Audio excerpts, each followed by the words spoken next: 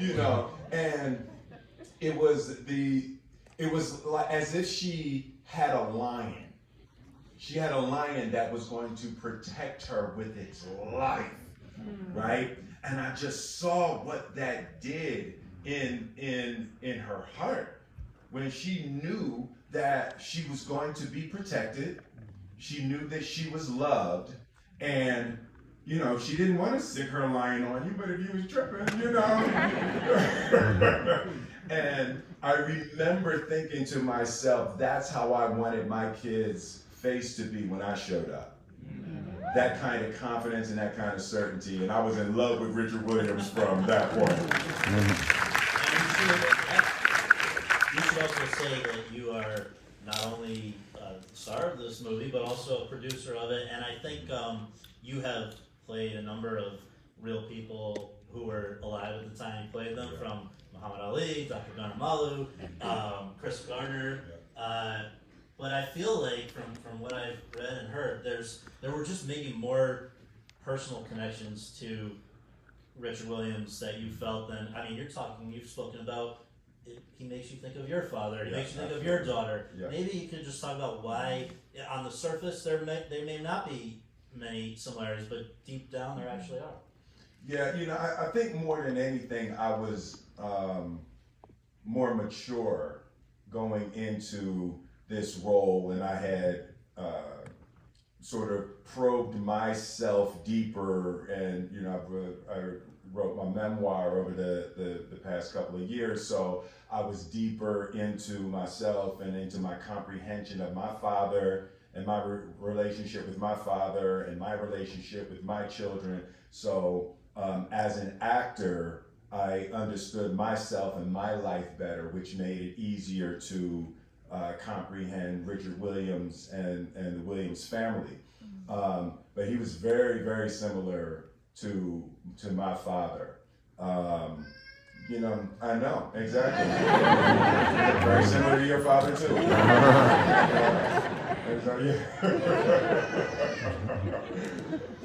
You know, it's okay, man. No, but you know, my father was military, so you know, that post-World War II, you know, black man, that mindset that you know, pull yourself up by your own bootstraps, and you know, Richard Williams, similar to my father, felt disrespected and abused and disregarded by the world, but never let it break him. So I understood what that look was in my father's eyes, and I recognized that in Richard Williams' eyes. And then in terms of being a father myself to a you know, a young black girl in this world, I had a sense of that also. So yeah, I felt more prepared than ever in my life to honor and explore this man and this family. And just one more question for you, Will, before we go down. No, that's all I have time for. I want to just establish how long, I mean, everybody's been, partly because of the pandemic, but this has been a years-long process for, yes. I mean, can you talk about, there's a script by Zach Balin that was at the top of something called The Blacklist, which are the best scripts that had not yet been made into a movie. This became, that script became this movie. Ronaldo Marcus Green, who's not here, the director who you were involved with, Brain. Just talk about those guys, and then we're going to talk about how each of the rest of these great folks came to be part of this. Yeah, you know, Zach Balin, you know, was one of those, you know, things where, you know, it's very rarely when you read a screenplay and don't have a note, you know, and that first pass of the screenplay, you know, Zach just hit it out of the park. And it's always when there's stories that you think you know, and then you read something and Zach found all of the different angles, and you know, Miss Oracene was really quiet, you know. So Richard was always talking and always in the press, and Miss Oracene was laying back. And it was a huge revelation for all of us to realize that, you know, Miss Oracene was an athlete that was a part of training, Venus and Serena. And, you know, she would never say it out loud. We put it in the film. She said it in the interviews, but she had never said that, you know, she fixed serve. She fixed Serena's serve after Richard messed it up, you know. And even the idea of the open stance. We didn't get the full story into the film, but Miss Orsine was saying part of the open stance for the girls is she was pregnant with Venus when they were trying to learn tennis. They learned tennis together in order to teach the children. And because she was pregnant, she couldn't close her stance, and she started ripping open stance shut just for that. And she says that's where they got the idea. She was able to hit shots so powerfully from the open stance, and then that's how the family started training open stance. Yeah. So, Sanaya and Julie, I want to ask you guys, my understanding is you had heard about these parts and were on tape for them before even Ronaldo Marcus Green was the director. So how did you first hear about this, and what was it that made you say, I see myself as Venus and Serena Williams? We auditioned for it when it was still Veronica and Sophia. Hollywood top secret. But I think we both got auditioned around the same time, and it was mostly just trying to see the confidence in both of us, the eye of the tiger that they wanted. And so it was a lot of just trying to figure that out. And I kind of knew exactly what it was going to be, but it was kind of just like studying Venus and seeing how she was from the age we were starting to her becoming into a young woman. So that was like that research that I was doing in the very beginning. Yeah, I think they could have done a little better with the name choices. It was a little obvious it was Sophia and Veronica spelling the champions. Wasn't that off? Yeah, but that's nice that we started auditioning. I found out about this in maybe late 2018, and I started auditioning for this in early March of 2019. But for a while, I think I really wanted to be a part of this because of who Serena and Venus are. And was it specifically, were you guys tennis players? Were you into tennis? No? Neither? Because we're going to come to that, how amazingly, I know you trained a lot and made it look, that's the problem with a lot of tennis movies, is it looks fake. Right. This does not, this is the real deal. So anyway, we'll come back to that topic, but. And I just want to say this, I love saying this, both of them were, you know, so devoted and dedicated. So they were taking tennis, going to school, and shooting the film, right, all at the same time.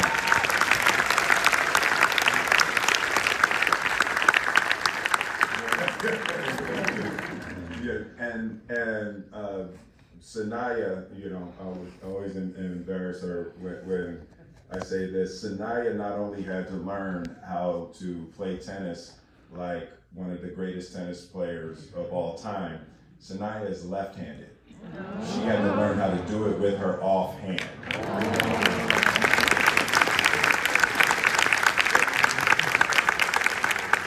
So John and Tony, these coaches who were so instrumental in the development of these two young women, they're real people. These are not composites. These are guys who are out there.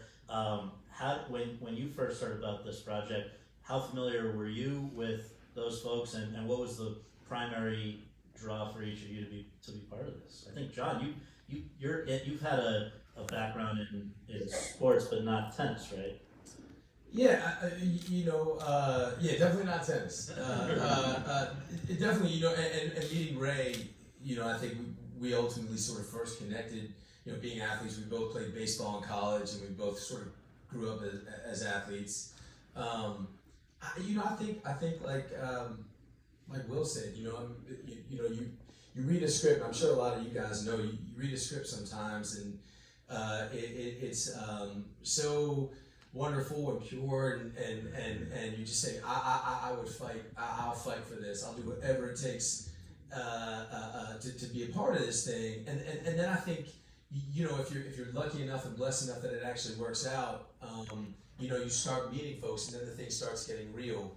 And then it goes one of two ways, and this one was just a continual sort of just set of blessings and moments of inspiration. Every single person I met, every single person that I got to work with, and the cast and the crew, just was so unbelievably wonderful, and both in process and in humanity. This was this was the most beautiful project I've ever been blessed enough to just be a part of, and I think for me, ultimately, I didn't know much about Rick Macy, but what I read was that he just fell in love with this family, fell in love with these two young women, and meeting them and meeting their families, and everybody. They just, this was very much a family affair, and folks' families were there and a part of it, and it was just beautiful. I'm just real grateful.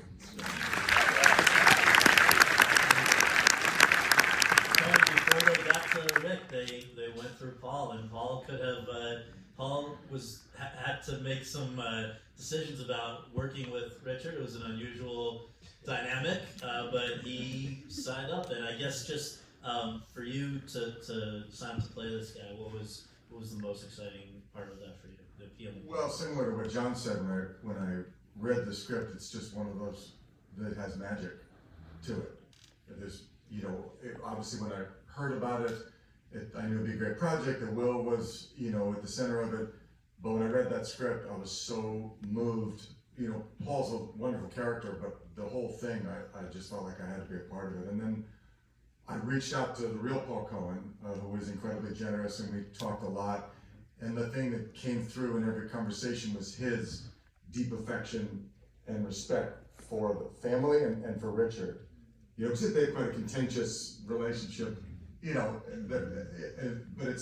the fun of it is it's fun because he had so much admiration and respect for Richard. So they knocked heads in a way that was mutually respectful and also all about Venus. Talking to him, it was just really helpful to hear that from his mouth. And that was how many years ago, and he's still, he writes me all the time. And talking about the family and Richard and how much he loves them, so I just feel like John, I'm really blessed to be a part of it. It's very rare to feel that magic dust on a project, and you knew it from the beginning with this one. And it was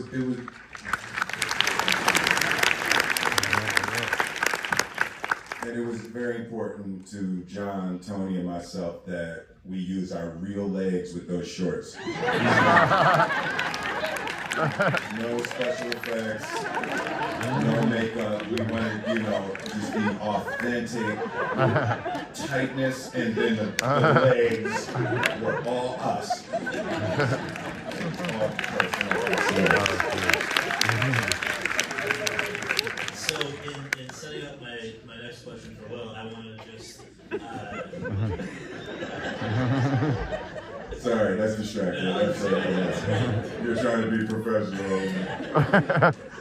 I want to just set up this next question with a compliment for you, Will, which is that weirdly, and I'm bored a few of my friends who are here with this, but about 20 some odd years ago, I was a ball boy at the tournament that's the week before the US Open. Wow. And I would ball boy for years for Venus when she was starting out, and Serena would be in the audience. That's cool. And I have to tell you, the best part was that Richard Williams would come hang out with the ball kids and the ball kids and we loved him because nobody else had time for us, but he was, and I think that from a physicality standpoint, from the whole attitude, I can tell you firsthand, it is eerie watching you play this guy.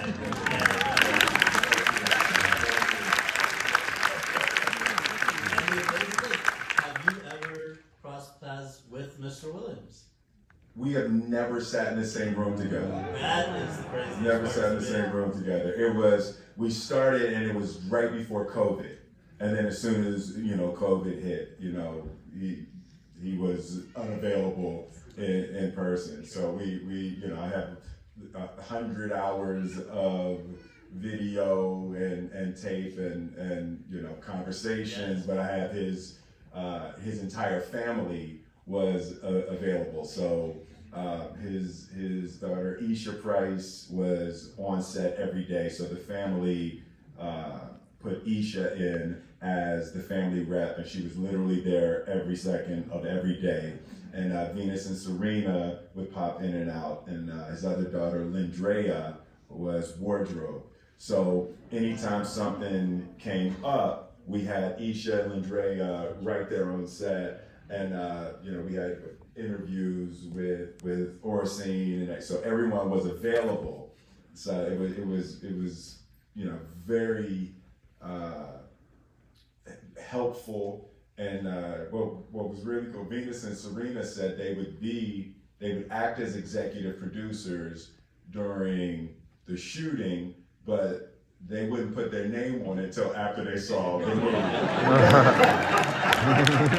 And their name is on it. I know, yeah, I was like, oh no. And I got the call that they were going into the theater when the film was done. They were going to see it, and then they came out and they were crying, and they just loved it, and they agreed to put their names on it.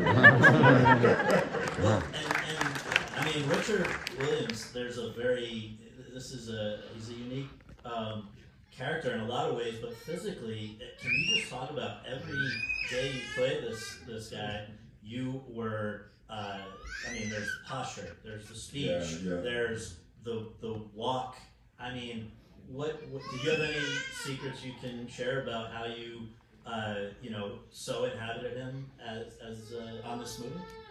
Well, I'm pretty good with dialects, right? So when I can hear it, so I have a little bit of a musical ear for dialect. So you know, I'll usually, you know, probably I'd say 6 weeks it takes me to get a dialect, and you know, 2 hours a day. 1 hour with an instructor, 1 hour just listen. I'll drive around in the car and just listen and mimic behind. But usually 6 weeks to being able to just ad-lib freely and just have a conversation in the dialect. And I'm generally, with a character like this, I'm looking for one physical thing to latch onto to make me understand how their body works. And the thing, my barber, Pierce Austin, he's around somewhere. Pierce, you never know where it's going to come from, and he said he called it shopping cart, right? And shopping cart is how Richard Williams walks, right? So, and I was like, oh. So once I had shopping cart, then I had the idea of that walk, and that concept throws your head forward. It changes your voice. It changes the amount of air that you can take in and all of that. So that was the thing that really clicked it. And you know, once I had the dialect and the shopping and the concept of shopping cart, I really.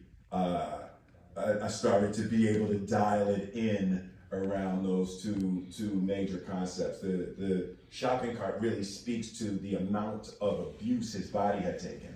His body, you know, he had been beaten so much, and his body had been battered so much that it left him in that kind of position. His feet are always hurting, you know. So, you know, it was. The hard thing, the most difficult aspect was, I was surprised at just how much Venus and Serena loved him, like they loved their daddy. And the thing that was most interesting to me is how can, you know, if you're driving somebody to succeed like that, it's really difficult to sustain a loving kindness. Right, you know, it creates a different thing when you're pushing, and Venus gave me the key with that. She said, no, he never pushed us like that. And she said, it's almost like the Jedi mind trick. He tricked us into begging him to play tennis.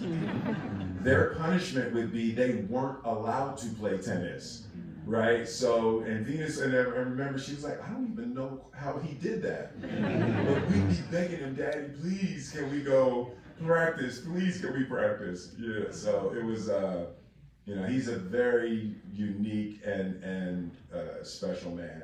Totally. So you ladies, to me, and I want to talk about, we've gotten a little bit into the tennis, and I'd love to hear more about that, but also just the bond. There's a very close bond, there always has been, between Venus and Serena. The holding hands and giggling and inside jokes, that's very real. And I wonder if you can talk about how you went about kind of learning about their dynamic, and when along the line you actually did get to meet these two ladies who are now, I guess, what are we, 20 some odd years removed from the period that you're portraying? What if they had any good tips that were helpful? So Sanaa, if you want to start. Sure. I mean, like Mr. Will said, we had Isha and Andrea there every day. So that helped a lot. But when they came to visit, we kind of just got to see their personalities more. And at first we kind of were like, oh my gosh, it's sixth grade. But then they were just chill, man. They were just people. And we kind of connected with them. It kind of helped us too, because getting to see them together, it was kind of like seeing them as kids again. They're so silly, and that helped us a lot too. Yeah. Yeah, like Sanaa said, when they came, it was definitely great to see them interact firsthand. We hear all over the media how close Venus and Serena are, but it was really helpful for us as actresses to see that.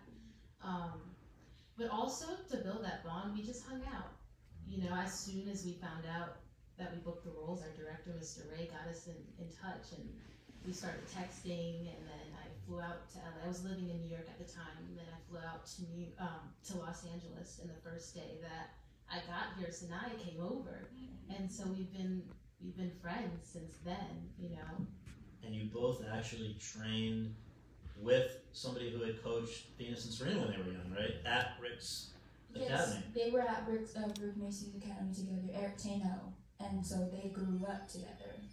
They played together at the Academy. Wow. Let's talk about the fact that I believe 5 days after Venus and Serena visited the set, a little thing came along called the pandemic, which has affected everyone's life, and you guys shut down for something like 6 months. You were not until October were you back. I guess, John, where were you in terms of your scenes at that point, and how did that affect the production from your point? Simple. Look, it's crazy because I can just keep, the last answer I just sort of was gushing about how much I love it. I can kind of just keep doing that because it's sort of the same answer. If there was ever a movie to sort of go through that, like maybe this is inappropriate.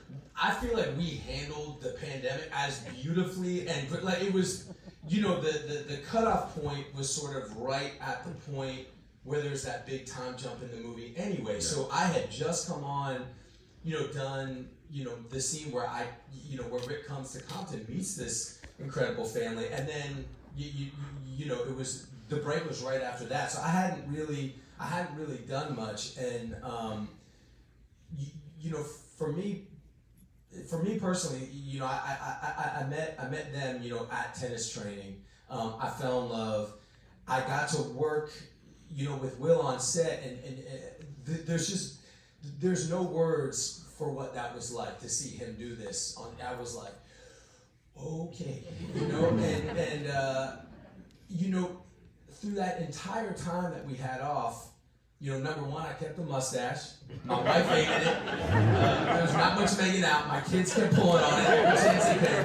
They called me Mr. Mustache Man. And these guys made fun of me all the time, and everybody at home made fun of me. But I got to continue training in the tennis and continue living in the accent, continue living with it. And, Will continuously had us over. We continually were breaking down the script, working on it, diving in, showing us parts of the movie, things, and it was just always this sort of attitude of positivity and encouragement, and we were just chomping at the bit to kind of get back, and we knew we were on to something so special. So you know, it's really the same sort of answer. Oh, that's great. It's helpful.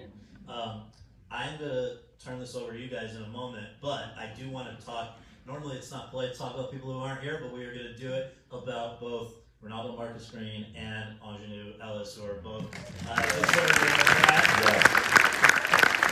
So, Tony, can you just talk about? I mean, you have been a part of so many special movies and TV projects over the years. You worked with a lot of great directors. Ronaldo Marcus Green has done other projects that are very good, but nothing that's of this profile that people are going to see in the numbers. They're going to see this. What enabled him? What makes him obviously so good? So I said the screen, right? Please. Yeah, Ray is just amazing. I saw his first film, Monsters and Men, which blew me away. But it's quite a low budget, small, gritty film set in New York, and you can see his mastery and how gifted he was. So I was super excited to work with him, and had a, as John mentioned when we first talked, I was like, this dude is so smart and so down to earth, and but it's you can't describe the pressure on a filmmaker taking on a project like this that is about two of the most iconic people on the planet, is with one of the 2 or 3 biggest movie stars on the planet, who is also one of the great actors in our pantheon of actors, and on a major studio budget and all of these things. It's I can't even describe, the pressure's extraordinary, as gracious and easygoing and positive and warm and embracing his will is. It's just a lot. And from the first time I got on the set, Ray was just chill. He's like so confident, so just like, yep, this is where I belong, I got this. And it created an environment, obviously Will gets a lot of the credit for just creating a creative environment, a work environment where everyone feels relaxed and seen and valued, from all of us to the production assistants who were brand new to the business and doing the grunt work every day. So that I'm sure was tremendous for Ray, but I was really blown away. As you said, I've been doing this for a while, and I've worked with a lot of directors, some of the greats, and then a lot of first-time directors as well. And his level of just innate confidence and ease really blew me away. And the result, when I saw the movie, I knew it'd be good, but when I sat in that screening room with my daughter, by the way, who wept from the opening to the end, I was just really, he's really special. Thank you. And Will, of course, if you want to add anything about Ronaldo, but also, I mean, nobody shared more scenes here with Ingenue Ellis than you did, and unfortunately she can't be with us here today, but she is rightly getting applause in the middle of the movie and all kinds of things. So just, a very talented actress who I think is really kind of getting the appreciation now that she has long deserved. Anything you want to add about her? It is that subtle power, right? And it is, you can feel it, but it's almost invisible to your eye. So, she understands Miss Orsine so beautifully, and it's the work that she was able to do is, I'm so glad that people are seeing it and applauding it, because it's the type of thing that it just usually just goes under the radar, and it's like just how she was able to hold those scenes and the difficult twists and turns, right? It's one thing for King Richard to play this character that's the goal, and everybody is watching, and he's farting in scenes and all of that. It's like, it's like you can't help but love that. But that subtle power that Ingenue was able to bring to this role and hold it in a way, holding this family together the way Miss Orsine did, And Ingenue was able to understand it and capture it and depict it in a way that it's penetrating people. And it's such delicate, tricky, heavy lifting that she was able to do. And I'm going to do everything in my power to make sure that the world gives her her flowers.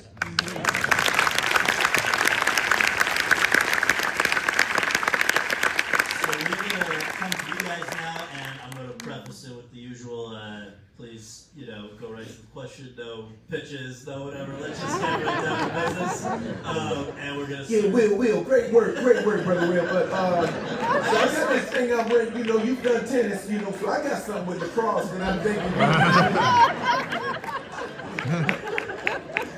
right here, please, with the hand up, yes. Hi, Will, Overbrook High School, but the scene is, Overbrook High School, the scene with almost your life was going to change because you had a gun, you want to kill that dude. Yes. Was that a real, true moment in the world of Kingman? Yes, Richard said that was a moment when he realized it was ordained, because he felt God stuck his foot out and tripped him, before he was about to ruin everything. And he said from that moment, he recognized the hand of the divine. They are a very faithful family, right? So part of why they were able to do what they were able to do is God and family are first and foremost. Tennis is fifth on the list of their priorities, and I asked Miss Orsine about that, and did the way I was asking her, did the way things were happening, did you ever have doubt, were you scared? And she said really calmly, she said fear and doubt are the opposite of God and faith. Amen. She was like, we had no fear, we had no doubt. I was like, wow, and it's like, but that is the subtle, silent certainty that, Miss Orsine was able to set in this family, and that's what the kids were raised with, that, faith, your family, love, contributing to the human family, and then tennis. And they were using tennis to build contributing human beings. They weren't using tennis necessarily to make money. They wanted to make money, but even that was way down on the list of what they were concentrating on. Their mental health and their faith and their love as a family and their contribution was before making money in tennis, and it was a beautiful revelation. Thank you.